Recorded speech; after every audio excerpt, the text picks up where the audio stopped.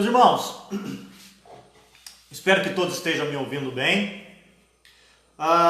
Nessa manhã, nós, aproveitando a oportunidade da Páscoa, nesse domingo de Páscoa, nós gostaria de meditar um pouco justamente a respeito da cerimônia da Páscoa, né?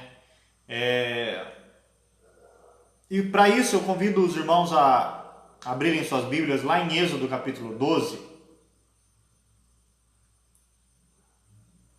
Êxodo capítulo 12.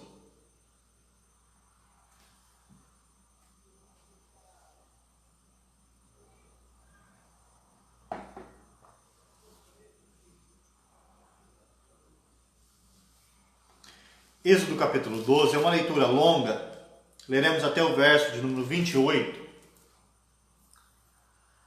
Eu peço que, se possível, meus irmãos, acompanhem a leitura da palavra do Senhor. Livro do Êxodo, capítulo 12, do verso 1 ao verso 28. Diz assim a palavra do Senhor. Disse o Senhor a Moisés e a Arão na terra do Egito: Este mês vos será o principal dos meses. Será o primeiro mês do ano. Falai a toda a congregação de Israel, dizendo: Ao 10 deste mês, cada um tomará para si um cordeiro, segundo a casa dos pais, um cordeiro para cada família.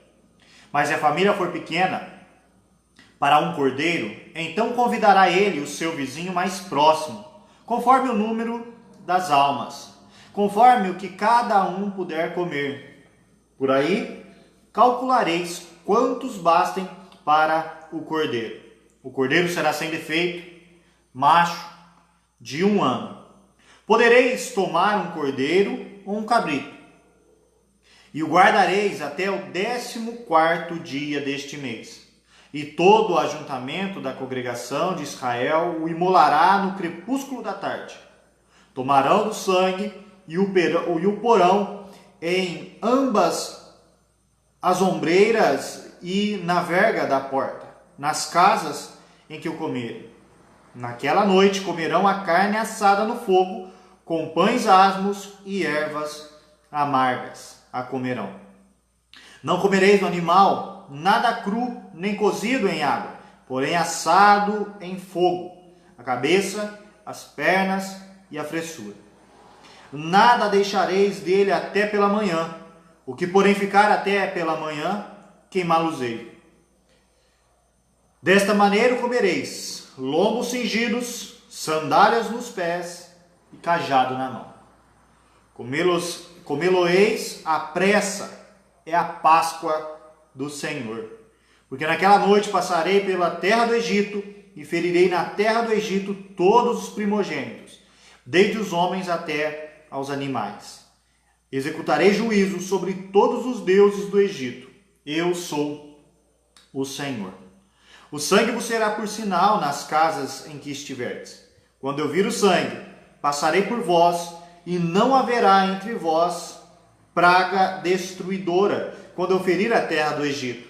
Este dia vos será por memorial, e o celebrareis como solenidade ao Senhor. Nas vossas gerações o celebrareis por estatuto perpétuo. 7 dias comereis pães asmos.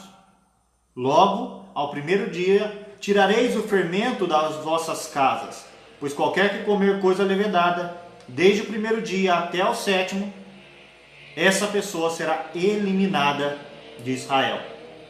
Ao primeiro dia haverá para vós outros santa assembleia. Também ao 7º dia tereis santa assembleia. Nenhuma obra se fará nele, exceto o que diz respeito ao comer. Somente isso podereis fazer. Guardai, pois, a festa dos pães asmos, porque nesse mesmo dia tirei vossas hostes da terra do Egito. Portanto, guardareis este dia nas vossas gerações por estatuto perpétuo. Desde o dia 14 do primeiro mês, à tarde, comereis pães asmos, até a tarde do dia 21 do mesmo mês. Por 7 dias não se ache nenhum fermento nas vossas casas, porque qualquer que comer pão levedado será eliminado da congregação de Israel, tanto o peregrino como o natural da terra. Nenhuma coisa levedada comereis. Em todas as vossas habitações comereis pães asmos. Chamou, pois, Moisés todos os anciãos de Israel e lhes disse: escolhei e tomai o cordeiro segundo as vossas famílias e imolai a Páscoa. Tomai um molho de sopo, molhai-no no sangue que estiver na bacia e marcai a verga da porta e as suas ombreiras com o sangue que estiver na bacia. Nenhum de vós saia da porta da sua casa até pela manhã, porque o Senhor passará para ferir os egípcios quando vir. Porém, o sangue na verga da porta e em ambas as ombreiras passará o Senhor aquela porta e não permitirá ao destruidor que entre em vossa casa para vos ferir. Guardai, pois, isto por estatuto para vós outros e para os vossos filhos, para sempre. E uma vez dentro da terra que o Senhor vos dará, como tem dito, observai este rito. Quando vossos filhos vos perguntarem: que rito é este? Respondereis: é o sacrifício da Páscoa ao Senhor, que passou por cima das casas dos filhos de Israel no Egito, quando feriu os egípcios e livrou as nossas casas. Então o povo se inclinou e adorou. E foram os filhos de Israel e fizeram isso, como o Senhor ordenara a Moisés e Arão. Assim fizeram. Até aqui que Deus nos abençoe através da leitura da sua palavra.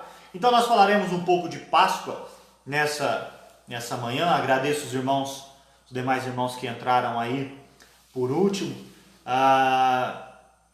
E peço que, se possível, compartilhe essa nossa transmissão, tá? Então, meus queridos, nós falaremos nessa manhã de domingo, relembraremos um pouco a respeito da Páscoa do Senhor. E quando a gente fala em Páscoa e pensa em Páscoa, nós logo nos remetemos ao Novo Testamento. Nós logo pensamos na história de Cristo, do sacrifício, da morte do nosso Senhor, e é claro que assim deve ser. No entanto, é importante que nós interpretemos a Páscoa do Novo Testamento, com a morte do nosso Senhor Jesus Cristo, à luz do Antigo Testamento. Porque foi lá que foi instituída a Páscoa do Senhor. Lá que foi estabelecida, que foi ensinada, que foi transmitida ao povo de Deus. Então, aquilo que vai acontecer no Novo Testamento deve ser interpretado à luz do Antigo Testamento. E hoje nós veremos justamente a instituição da Páscoa e alguns elementos que nós precisamos destacar aqui e aplicar na nossa vida, meus amados. É importante a gente entender o que estava acontecendo aqui em Êxodo 12.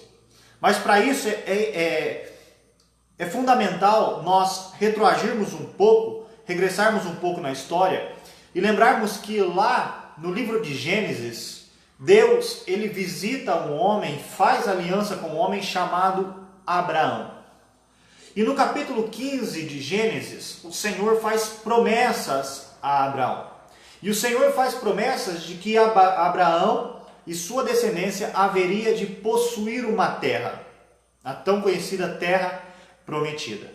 No entanto, o Senhor disse que antes da descendência de Abraão possuir essa terra, eles haveriam de ser escravos em terra estrangeira, em uma terra alheia, na terra dos amorreus.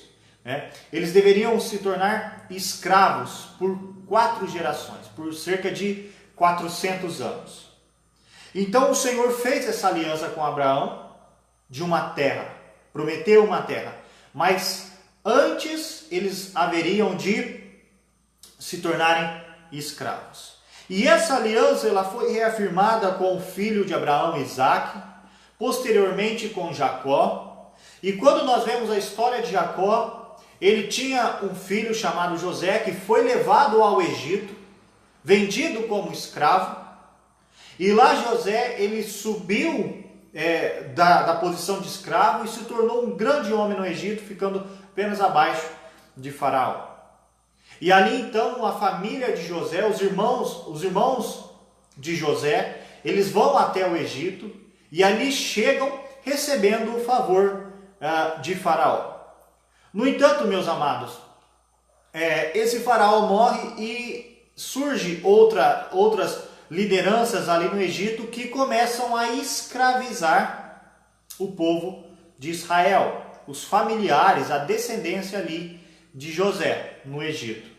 Então, meus amados, quando nós vemos esse livro de Êxodo, quando o livro de Êxodo começa, é dito que a nação, que o povo, que os descendentes de José haviam crescido tanto que o faraó agora estava mandando matar os recém-nascidos de Israel. As crianças que nasciam ali estavam sendo mortas porque estavam ficando fora do controle. E Faraó estava vendo que uma hora ou outra aquele negócio ia dar problema. Porque a nação de Israel estava se tornando muito grande, muito forte ali na terra do Egito. Então, a escravidão era cada vez mais intensificada, o sofrimento era cada vez mais intensificado.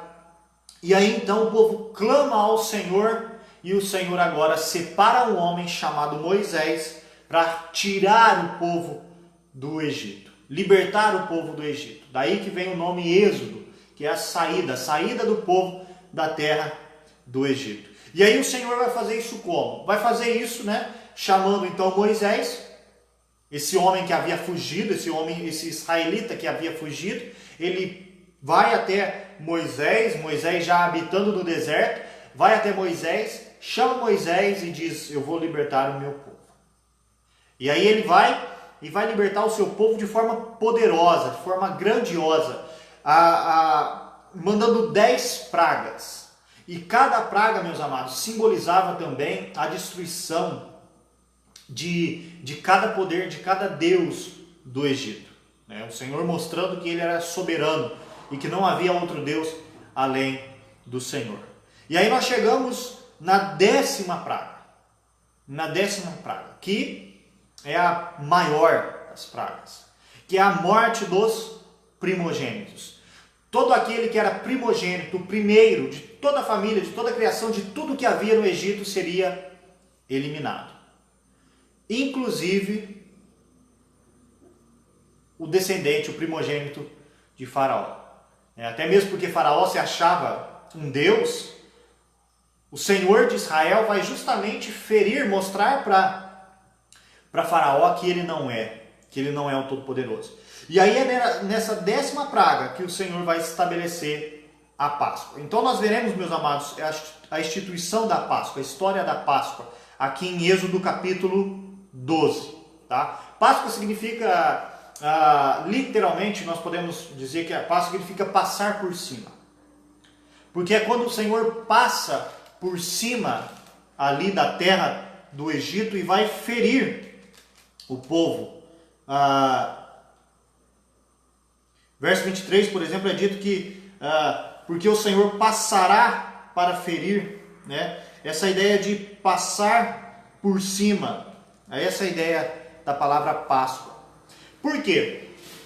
Porque o Senhor haveria de passar por cima, e a Páscoa seria justamente o meio do povo de se proteger do destruidor, como é dito lá no verso 23, passará o Senhor aquela porta e não permitirá que o destruidor entre em vossas casas para vos ferir.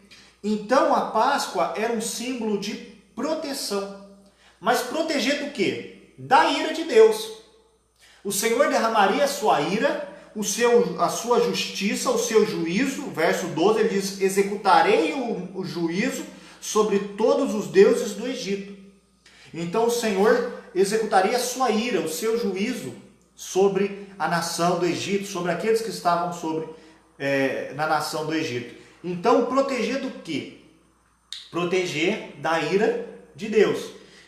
Então entenda isso, meus amados. A cerimônia da Páscoa servia para proteger o povo da ira do próprio Deus. Do próprio Deus.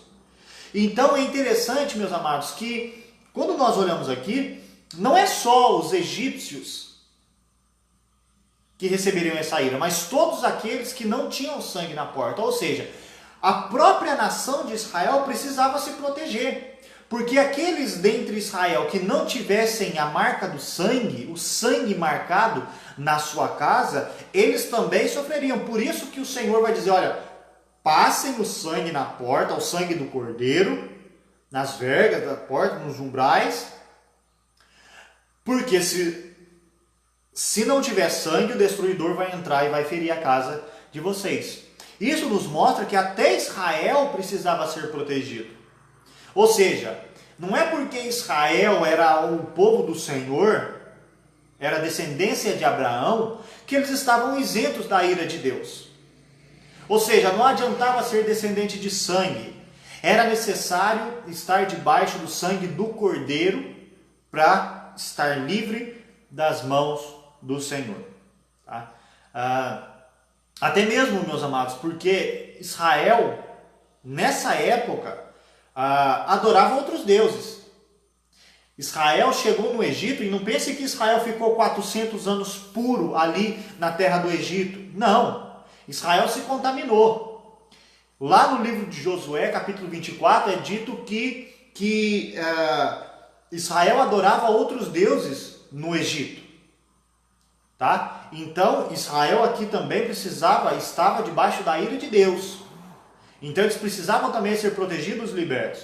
Isso nos deve lembrar, meus amados, que não basta ser filho de crente, tá? Ah, meu pai é crente, meu pai é da igreja, minha mãe é da igreja, minha avó, meu avô fez isso, fez aquilo. Isso não adianta. Tá bom? Todos nós estamos debaixo da ira do Senhor. É necessário que sejamos protegidos através do sacrifício pascal, para que a ira de Deus não nos alcance. Tá? É só bom nós lembrarmos disso. Então o que nós precisamos observar? Que o Senhor haveria de ferir todo o primogênito, até mesmo os primogênitos de Israel. Então a única solução seria estar debaixo, sob o sangue do Cordeiro. Tá? Então o que nós vemos aqui? Como eu disse para os irmãos, nós estamos, o povo aqui está prestes a sair da terra do Egito. É o êxodo do Senhor. Né? É interessante que ele chega a falar da seguinte forma: como que eles deveriam celebrar essa Páscoa? Ele diz lá no verso de número 11: desta maneira comereis lombos cingidos, sandálias nos pés e cajado na mão. Comê-lo-eis à pressa. Por quê? Porque, meus amados, porque ali era o êxodo. Eles deveriam estar prontos para a saída. A primeira coisa que nós podemos destacar, e nós devemos considerar aqui de forma mais profunda, é que nós precisamos de um êxodo. Nós precisamos de uma libertação. Assim como o povo de Israel aqui precisava ser libertado da escravidão, entenda, isso aqui, meus amados, aponta para aquilo que a igreja do Senhor, o Israel do Senhor sofreria. Nós precisamos de uma libertação. Nós precisamos ser protegidos. Tá? Israel estava sendo retirado, estava saindo da escravidão do Egito. E da mesma forma, meus amados, nós também precisamos de libertação. Nós sermos libertados da nossa escravidão. A libertação de Israel aponta para a nossa libertação da escravidão, do cativeiro, do pecado. Nós precisamos entender que depois de Adão, todos nós nascemos no Egito. Depois de Adão, o nosso pai, nós nascemos escravos. Depois de Adão, todos nós nascemos presos, escravizados pelo pecado. O nosso pai nasceu no Egito, a nossa mãe nasceu no Egito e eu nasci no Egito. Todos nós nascemos escravos, meus amados. É interessante como que Paulo trabalha na carta aos Romanos, porque ele começa justamente falando a respeito dessa ira de Deus. Ele começa no capítulo 1 falando que a ira de Deus se revela do céu contra toda a impiedade e perversão dos homens. E que Deus está irado, e está irado contra todos.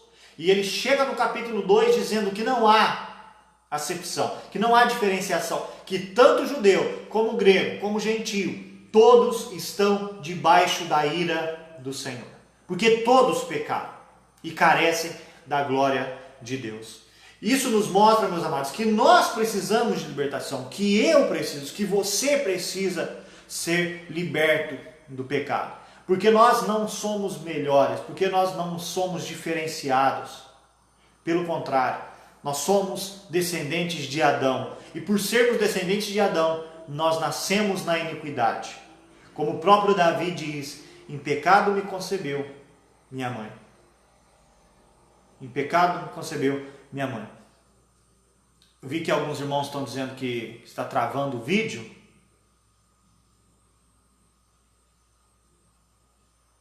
Vamos tentando, vamos ver se melhora aqui a transmissão.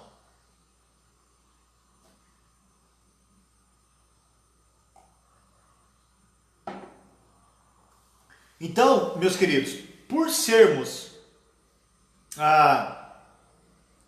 nascidos na escravidão do pecado, nós precisamos ser libertos. Nós precisamos dessa saída. Ser libertos da escravidão do pecado. E é isso que o Senhor vai fazer aqui com Israel. O Senhor está libertando Israel da escravidão. Tá bom? Mas para haver libertação, é necessário uma Páscoa. Para haver libertação é necessário uma Páscoa. É isso que o Senhor nos mostra. O Senhor vai libertar o povo. Mas como? Através da Páscoa. Ele vai dizer assim no versículo, no capítulo 12 em diante, né? Que percebam que é o Senhor que vai preparar essa Páscoa. É o Senhor que vai preparar. É interessante isso, meus amados. Nós entendemos que Deus ele providencia o que Ele mesmo vai exigir do povo. Certo? Se nós olharmos, Ele vai dizer, olha, é Ele que vai dizer a respeito do Cordeiro. É Ele que vai dizer como deveria ser feita a Páscoa do Senhor. Então entenda, sem Páscoa não há libertação. Sem Páscoa não há êxodo. Sem Páscoa nós continuamos escravos. Então entenda isso, meus queridos. Nós precisamos de uma libertação. Mas para que essa libertação aconteça, para que a libertação do povo de Deus aconteça, é necessário a Páscoa do Senhor. E percebam que o Senhor ele é enfático nisso, né? Ele usa bastante essa expressão, a Páscoa do Senhor. A Páscoa do Senhor. Então sem Páscoa não há êxodo. Sem Páscoa não há libertação. Por isso é o próprio Deus que providencia o meio pelo qual o povo seria liberto. É o Senhor que vai instituir a Páscoa. É Ele que vai dizer, olha, falai a toda a congregação de Israel, verso 3, dizendo, ao 10 deste mês, cada um tomará para si um cordeiro, segundo a casa dos pais, um cordeiro para cada família. Versículo 5, o cordeiro será sem defeito, macho de 1 ano, podereis tomar um cordeiro e um cabrito, e guardareis até o 14º dia do mês, e todo o ajuntamento da congregação de Israel o imolará no crepúsculo da tarde. Então percebam que o que o Senhor está fazendo aqui? Ele está mostrando como celebrar a Páscoa do Senhor. É Ele que estabelece as normas, os termos, os meios, a forma que a Páscoa deveria ser celebrada. Então o que a gente vê? Que nós precisamos de uma libertação, certo? Nós precisamos de uma libertação, nós precisamos de um êxodo, porque nascemos no pecado, nascemos escravos. E o meio da libertação é a Páscoa, é a celebração da Páscoa do Senhor, tá? E posteriormente a isso, a gente vê que para que essa Páscoa venha a ser celebrada, seja celebrada, é necessário um cordeiro. Não há Páscoa sem o cordeiro. E o cordeiro, meus amados, é exatamente o substituto do povo. É o substituto aquele que vai receber, que vai libertar o povo, que vai receber a ira de Deus, que vai libertar o povo e proteger o povo da ira do Senhor, tá? Então, nós precisamos de um êxodo. Mas para que haja o êxodo é necessária a Páscoa. E para que haja a Páscoa é necessário o cordeiro. E aí é interessante que o texto traz algumas características desse cordeiro. O verso 5 diz que ele deveria ser sem defeito, macho de 1 ano. Sem defeito e macho, né? Por que esse cordeiro deveria ser macho? Por que será, hein, meus amados?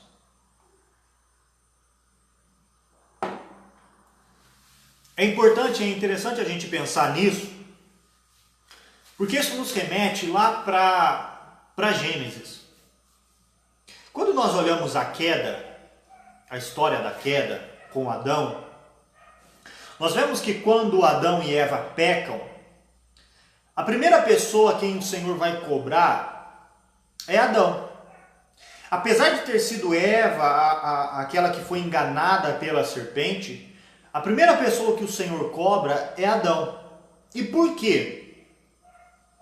Porque Adão é o cabeça federal. Porque Adão é responsável.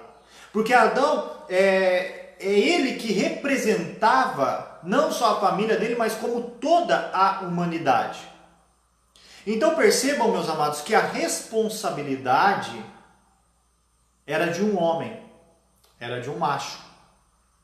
E agora percebam que o substituto é outro macho, é outro homem. Não é à toa que a Escritura fala que Cristo, ele é o segundo Adão. Nosso Senhor Jesus Cristo é o segundo Adão. Ele é o segundo macho. Ele é o cabeça, é o representante da criação redimida agora, dos redimidos. Então, por isso que era necessário que esse cordeiro fosse macho. Porque assim como a aliança foi estabelecida com Adão e Adão falhou, agora é um macho que deveria substituir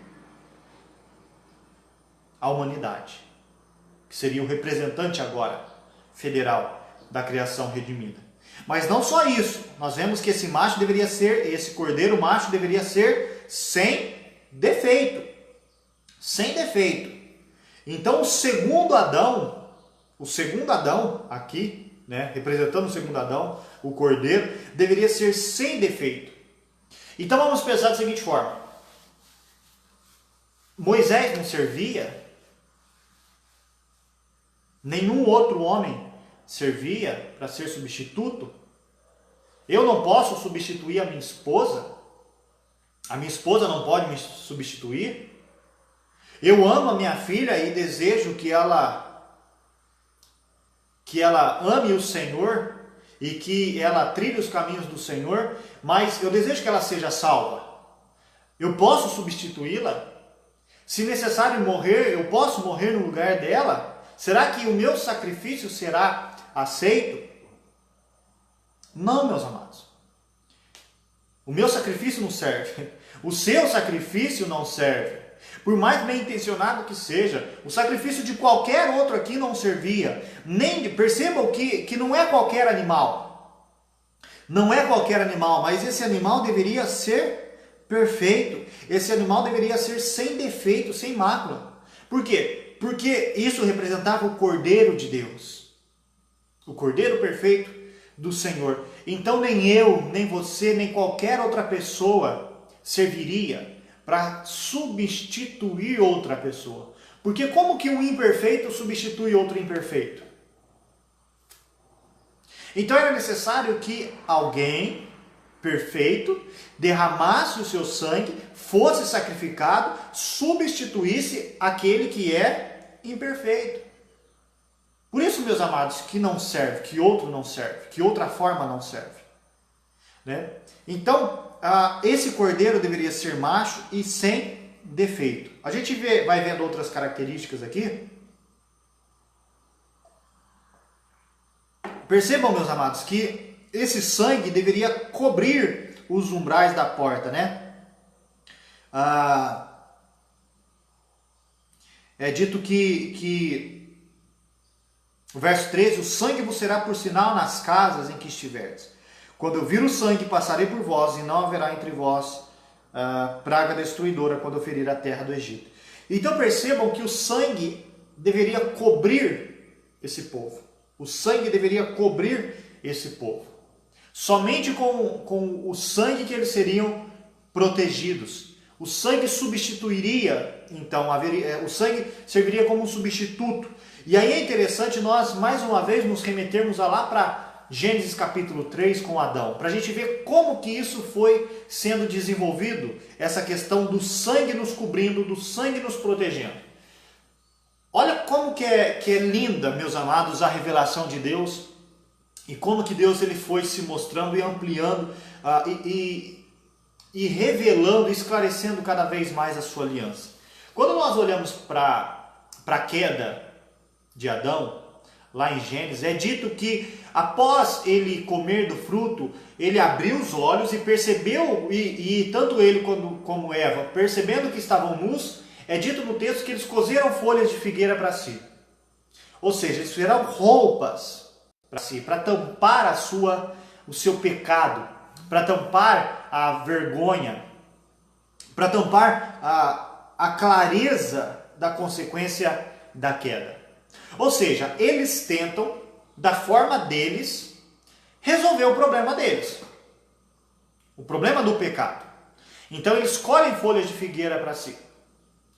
Mas é interessante, meus amados, que talvez é algo que nos passa desapercebidos na leitura de Gênesis 3, que é dito lá no final do capítulo, que o Senhor ele vai produzir, ele vai tecer, né, roupas de couro para Adão e Eva.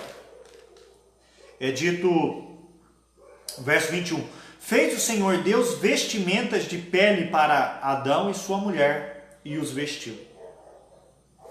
Mas eles já não estavam vestidos? Sim, da forma deles. Eles haviam tentado solucionar o problema do pecado deles da forma deles. O Senhor vai mostrar que é necessário agora que alguém seja sacrificado no lugar deles. Para cobrir o pecado, para cobrir a vergonha do pecado, é necessário que alguém morra. E por isso o Senhor prepara vestimentas de peles. Alguém ali é sacrificado no Éden, para que Adão e Eva fossem agora vestidos. Então percebam que a nossa forma de resolver o pecado não serve, meus amados. Nós precisamos de um substituto. Nós precisamos de um substituto. Nós precisamos de um sangue que nos cubra. Um sangue que seja derramado em nosso lugar. E assim o Senhor providenciou um substituto para Adão e para Eva no Éden. Quando nós continuamos a história, nós vemos na aliança com Abraão que o Senhor estabelece a circuncisão, que era o símbolo da aliança no Antigo Testamento. E na circuncisão, meus amados, cortar o prepúcio, né? A circuncisão implicava também um derramamento de sangue.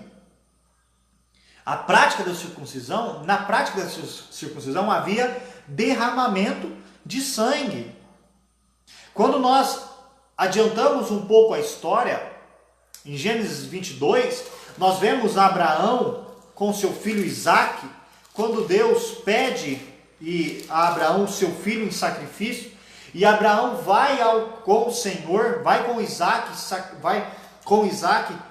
para o monte para sacrificar o seu filho ao Senhor.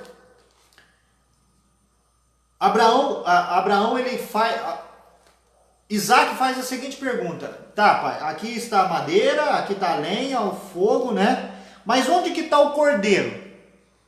Onde que está o cordeiro para o holocausto? Onde que está o cordeiro para o sacrifício? E Abraão, ele fala umas palavras aqui, meus amados, que é fantástica. No verso de número 8 do capítulo 22, ele diz assim: Deus proverá para si, meu filho, um cordeiro para o holocausto. Deus proverá um cordeiro para si. É o próprio Deus providenciando um cordeiro para substituir, ali no caso, Isaac. Derramamento de sangue, um substituto. Deus proverá um cordeiro. Percebam que aí nós podemos delongar um pouco mais. Então, olha, aqui em Gênesis 22 era um cordeiro para substituir Isaac. Substituir Isaac. Quando nós chegamos aqui em Êxodo 12, nós vemos o cordeiro substituindo uma família. Lembre-se que ele está dito que é um cordeiro para cada família, no final do verso 3. Quando nós vamos um pouco além na história, nós vemos quando o dia do sacrifício ele é estabelecido em Israel, o conhecido Yom Kippur, né? O dia da redenção ali em Israel, o cordeiro simbolizava a substituição de toda a nação de Israel. É dito que Moisés aspergiu o sangue sobre a nação. Então percebam como que isso foi se desenvolvendo, como que isso foi, que essa revelação ela foi sendo progressivamente ampliada, que as coisas foram ficando mais claras. Da substituição apenas de Isaac, de um homem, agora houve aqui na Páscoa a substituição para uma família, o cordeiro substituindo uma família. Quando nós chegamos no dia da expiação, nós vemos a substituição para uma nação, o cordeiro substituindo uma nação. E quando, meus amados, nós chegamos em Cristo, o cordeiro de Deus, nós vemos que é o cordeiro que tira o pecado do mundo. Nós vemos que o cordeiro expiaria o pecado de todos os eleitos de Deus espalhados sobre a face da terra em todo o tempo. Percebam como que essa revelação ela vai se mostrando cada vez mais ampla. Desde Abraão até o nosso Senhor Jesus Cristo. Ou até mesmo desde Gênesis, desde o jardim até o nosso Senhor Jesus Cristo. Tá? Então percebam, meus amados, que era necessário que o sangue cobrisse. Sem estarmos debaixo do sangue do Cordeiro, nós estamos sujeitos à ira do Senhor. Somente o sangue do Cordeiro pode nos livrar, pode nos libertar, pode nos proteger da ira de Deus. Somente o sangue do Cordeiro para nos substituir. Nós precisamos de um substituto. O nosso sangue não basta. O nosso sangue não serve. O meu e o seu, porque nós somos imperfeitos. É necessário que o Cordeiro seja perfeito, sem mácula. E aí, meus amados, é interessante como que nós vemos como que isso acontece com Jesus Cristo, né? Porque Jesus Cristo, no momento do sacrifício, no momento que ele estava para ser morto, ele foi interrogado e não foi encontrado nele mentira, não foi encontrado nele erro. Até mesmo Herodes chega a dizer que nele não encontrou falha nenhuma. O nosso Senhor Jesus Cristo é morto sem falha nenhuma, o Cordeiro perfeito de Deus. É dito, né, no verso de número 10, que nada deixareis dele pela manhã. O que, porém, ficar até pela manhã, queimá-los-ei. A ideia é, não deveria sobrar nada do Cordeiro.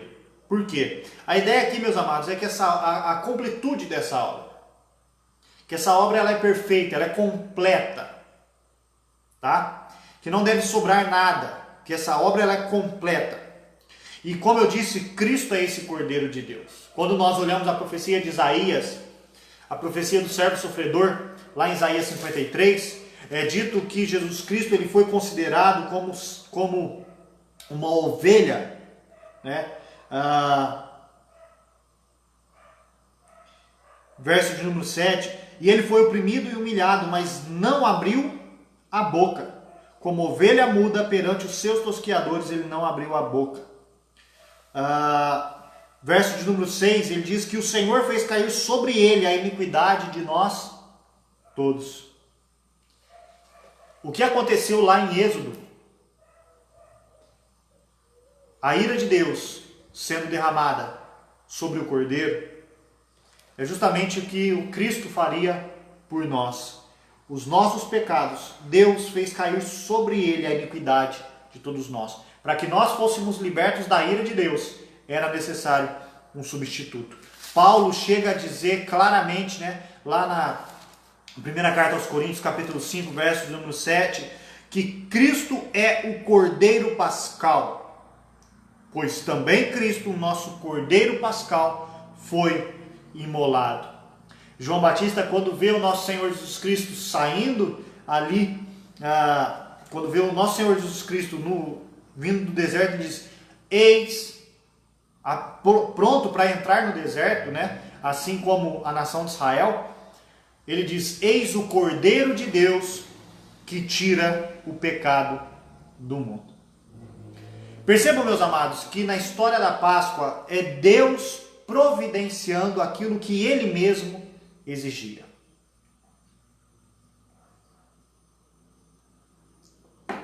E aí é interessante que o Senhor nos ensina que isso deveria ser um memorial, que a celebração da Páscoa deveria ser ensinada aos nossos filhos, Ele chega a dizer no verso de número 24: guardai, pois, isto por estatuto para vós outros e para os vossos filhos. Nós estamos analisando o Êxodo capítulo 12.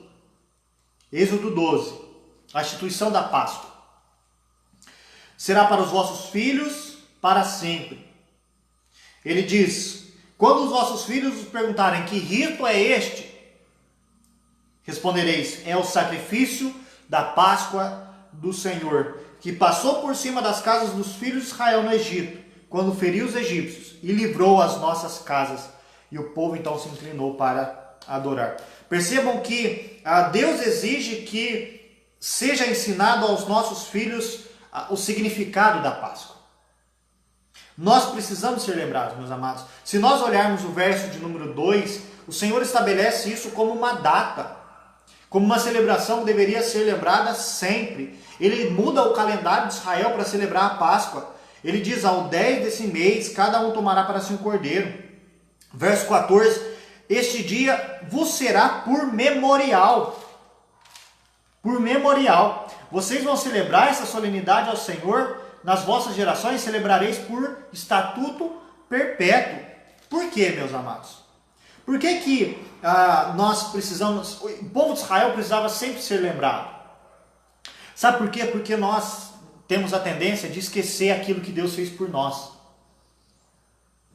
Todos nós facilmente caímos no erro de esquecer aquilo que Deus fez por nós.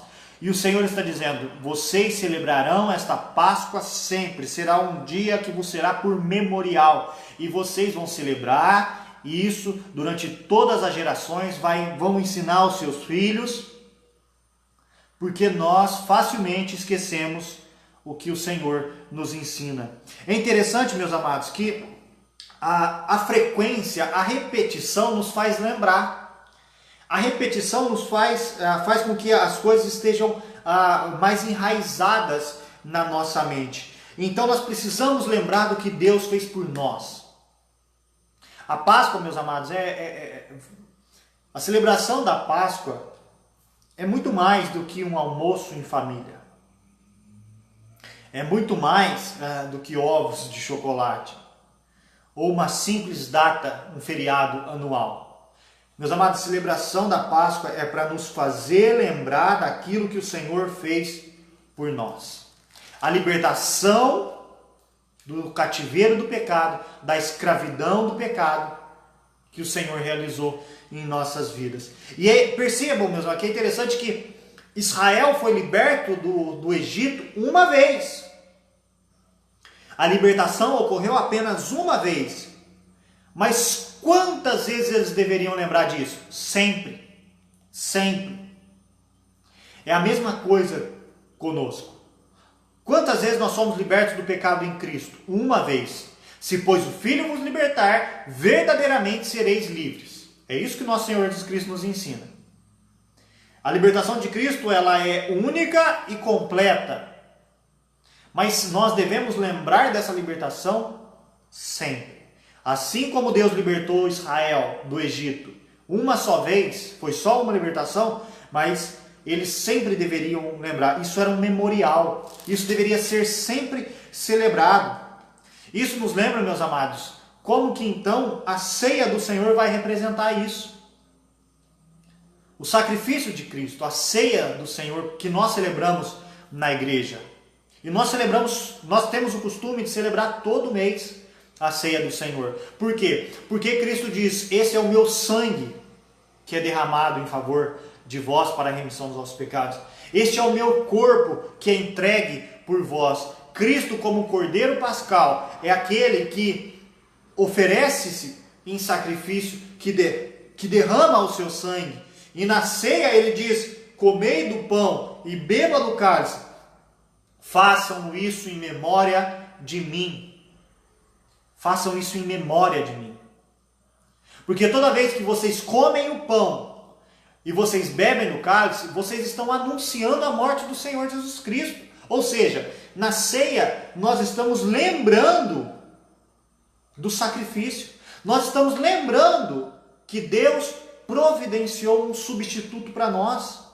Nós estamos lembrando, meus amados, que nós fomos libertos da ira do Senhor e da escravidão do pecado, através do nosso substituto, do Cordeiro de Deus, de Cristo, o nosso Senhor. Nós precisamos sempre nos lembrar daquilo que Deus fez por nós, porque nós somos teimosos. É interessante que ele fala que essa Páscoa, olha o verso de número 8, de Êxodo 12. É dito que essa Páscoa deveria ser celebrada com pães asmos e ervas amargas. Olha, vocês naquela noite comerão a carne assada, a carne do sacrifício, com pães asmos e ervas amargas. Pães asmos, meus amados, é pão sem fermento. É pão sem fermento. Por quê? Isso é interessante, até no texto que eu citei lá de 1 Coríntios capítulo 5, verso de número 7, Paulo, antes de falar que Cristo é o Cordeiro Pascal, ele fala a respeito do fermento, o fermento que leveda toda a massa, que fermenta toda a massa. E constantemente a Escritura usa a figura do fermento como a figura do pecado. Qual que é a ideia aqui? Não levar pecado. Não leve pecado. Nós devemos ser libertos do pecado. É interessante que o Senhor nos fala, nos ensina que Ele nos libertou, né, para sermos santos. Nós fomos salvos para sermos santos, ou seja, sem fermento. É para tirar o pecado da nossa vida. É para tirar o pecado da massa. Porque o fermento, o pecado, ele contamina toda a massa. Ele contamina toda a massa. Então essa ideia de comer o pão asmos, é se livrar do pecado.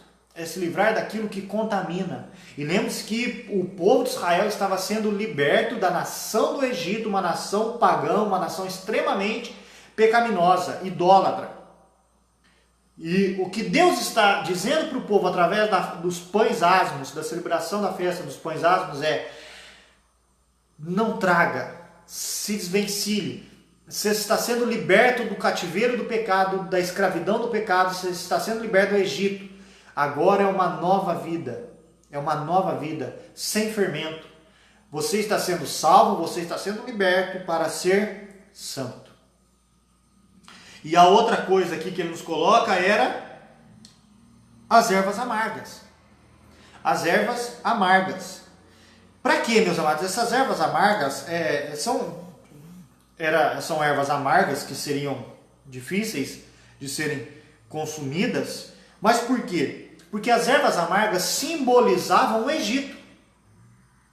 É interessante que quando o povo lamenta, que o povo clama ao Senhor, é a mesma palavra que é usada quando o povo ele vai descrever o sofrimento dele, a amargura dele no Egito, é a mesma palavra aqui utilizada. Então, quando eles comem erva amarga, é para eles lembrarem como era no Egito. Por quê? Porque, meus amados, nós somos tão fracos que nós, depois de libertos, nós gostamos de ficar lembrando de como era. E o Senhor está dizendo, vocês vão comer erva amarga para lembrar como que era ruim lá. Porque às vezes a gente esquece como era ruim viver escravo do pecado. E aí a gente começa a lembrar e a gente começa a querer voltar, como o próprio povo de Israel, quando eles no deserto, eles se lembravam dos pepinos, das cebolas do Egito. Se esqueceram como que era amargo lá? Às vezes a gente se esquece como que é amargo, meus amados, viver como escravos. E o Senhor está estabelecendo que eles deveriam comer erva amarga justamente para eles se lembrarem do Egito, de como que era ruim a vida no Egito, como que era ruim a vida no cativeiro, na escravidão. Então, como eu disse, era para também comer vestido para a viagem, ou seja, estar preparado, porque o Senhor irá nos libertar. Então, essa Páscoa se torna a ceia do Senhor, meus amados. Que bom, meus amados, que hoje nós não precisamos mais fazer isso. Hoje não há mais a necessidade de nós imolarmos um cordeiro. Imagina cada um aí, na sua semana de Páscoa, você com a sua família, tendo que pegar um cordeiro e sacrificá-lo ao Senhor. O homem, né? O cabeça da família, o homem tendo que, diante de toda a família, sacrificar o animal e aquele sangue sendo derramado e vocês e todos nós comendo ervas amargas e os nossos filhos perguntando: o que é isso, pai? Como ele diz, verso 26, quando vossos filhos perguntarem: que rito é esse? E a gente tendo que explicar: meu filho, esta é a Páscoa do Senhor. É a Páscoa do Senhor, porque o Senhor passou por cima dos filhos, sobre a casa dos filhos de Israel, quando feriu o Egito e os livrou. Imagina a gente tendo que fazer isso sempre, meus amados. Graças a Deus nós não precisamos mais fazer isso, porque Cristo fez isso uma vez por todas. Cristo foi o cordeiro que foi morto apenas uma vez, um sacrifício perfeito, um sacrifício eterno. Só que, meus amados, nós celebramos a ceia do Senhor. Nós celebramos a ceia do Senhor. E algo que nós precisamos sempre fazer é ensinar os nossos filhos. Quando nós comemos do pão e bebemos do cálice, nós devemos ensinar os nossos filhos: filho, essa cerimônia, esse rito, significa isso, isso e isso. Deus providenciou um substituto para nós. Deus providenciou o cordeiro que nos livrou da ira de Deus. Essa é a Páscoa do Senhor, meus amados. A Páscoa que foi necessária, porque nós precisávamos de um êxodo. Nós precisávamos de uma libertação. Nós precisamos ser libertos do cativeiro, da escravidão, do pecado. Porque nós nascemos no Egito espiritual, escravos do pecado. Então nós precisamos de libertação. Mas não há libertação sem Páscoa. Não há libertação sem Páscoa. É necessário a Páscoa do Senhor. E para que a Páscoa do Senhor aconteça, é necessário um cordeiro. É necessário um substituto. Meus amados, na Páscoa nós relembramos daquilo que o cordeiro fez por nós. Deus providenciando o que ele exigia, um substituto. Como Abraão disse, Deus proverá um cordeiro para si. E louvado seja Deus, porque Deus providenciou um cordeiro para si. Não eu, não você, porque nós somos imperfeitos. Mas o nosso Senhor Jesus Cristo, que que é o perfeito Cordeiro de Deus, o Cordeiro sem mácula, o Cordeiro que tira o pecado do mundo. E hoje, nós em Cristo, nós unidos a Cristo, nós só precisamos lembrar do Senhor através da cerimônia da ceia, do sacramento da ceia, do corpo e do sangue de Cristo. E assim vivermos agora libertos do pecado. Fomos salvos para sermos santos. Essa é a Páscoa do Senhor. Tá? Então que olhemos para a Páscoa sempre com esse olhar. Tá? A Páscoa simboliza o que Deus fez por você em teu lugar. Louvado seja Deus por isso e que o nosso coração seja sempre grato ao Senhor. Tá? Amém? Obrigado pela presença dos irmãos, de cada irmão que continuou conosco aqui até o final, os irmãos que nos acompanharam nessa live. Se algum irmão tiver alguma pergunta, eu vou dar um tempinho aí para vocês colocarem, escreverem a pergunta, tá bom?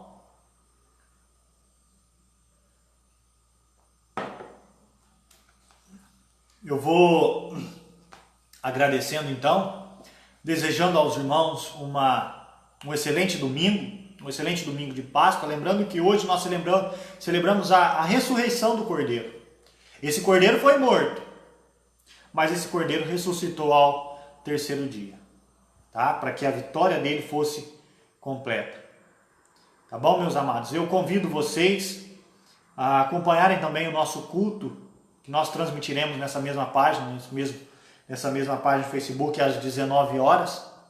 Então, cada irmão está convidado a celebrar o culto, a adoração ao Senhor em família e juntamente nós possamos adorar o nosso Deus. Tá? Às 19 horas nós iniciaremos o nosso culto.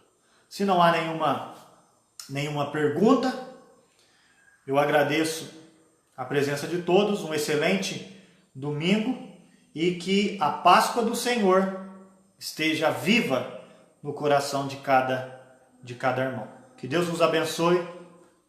Até mais, até a noite, se Deus quiser. Abraços.